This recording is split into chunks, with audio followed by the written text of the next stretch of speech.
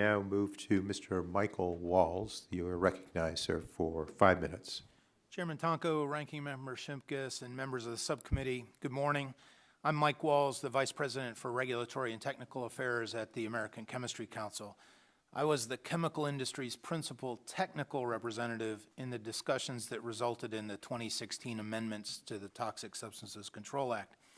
And I'm here today to reinforce our industry's commitment to full and effective implementation of those amendments. Now, the 2016 amendments were a significant bipartisan achievement. In those amendments, Congress established a process to reinforce public confidence in EPA's management and assessment of new and existing chemicals. The amendments require the agency to have sufficient information to make an affirmative regulatory decision on chemicals in an open and transparent way.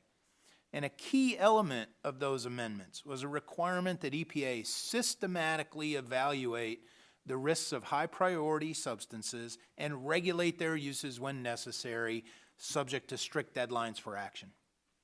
Now, you've already heard that in December 2016, EPA identified asbestos as one of the first 10 substances undergoing evaluation. You know that the assessment's supposed to come forward for public comment later this year, that the EPA expects to meet its deadline in December of this year.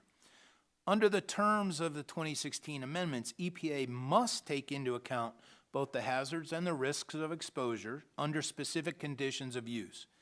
EPA cannot consider costs and benefits in the evaluation of those risks, but once it identifies unreasonable risks, EPA must then regulate to ensure that any unreasonable risks are managed appropriately. Now, our industry is committed to effective and efficient implementation of the 2016 amendments.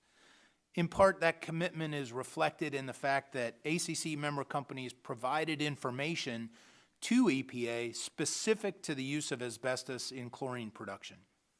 This included information on the transportation, use, and disposal of information in that condition of use, including exposure information. Our company's use of asbestos in the production of chlorine is highly regulated and controlled to prevent exposures to humans in the environment. This includes a specific national emissions standard for hazardous air pollutants, or a NESHAP, under the Clean Air Act. You've already heard today that 1/3 of total U.S. production of chlorine and sodium hydroxide relies on closed-system chrysotile asbestos diaphragm cells. Those cells separate chlorine from its co-product, sodium hydroxide, while ensuring that those substances are contained in the cell. Human exposures are prevented by the rigorous use of personal protective equipment, as well as appropriate engineering controls, routine maintenance, and rigorous training. Federal regulations also govern the disposal of spent asbestos diaphragms. Now, chlorine is essential to ensuring access to safe drinking water for millions of American families. It also enables life-saving healthcare and pharmaceutical products, energy resources like solar panels and wind turbines, and much more.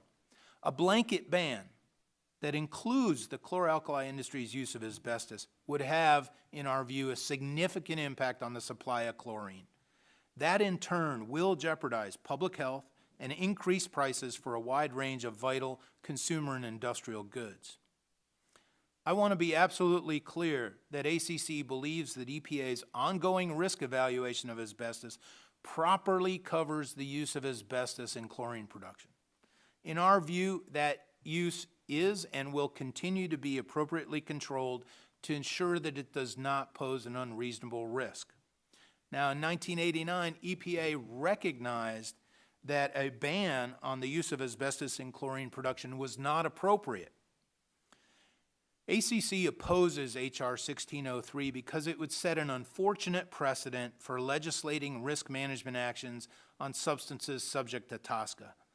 We believe that EPA must be given the chance to complete its ongoing assessment. We believe that the system Congress approved in 2016 must be given a chance to work. Imposition of a blanket ban on asbestos use without the benefit of EPA's risk evaluation and without the benefit of information on appropriate risk management measures undermines the process that was the basis for Congress's bipartisan agreement in 2016. Thank you very much for the opportunity to provide this testimony. I look forward to your questions. Thank you, Mr. Walls.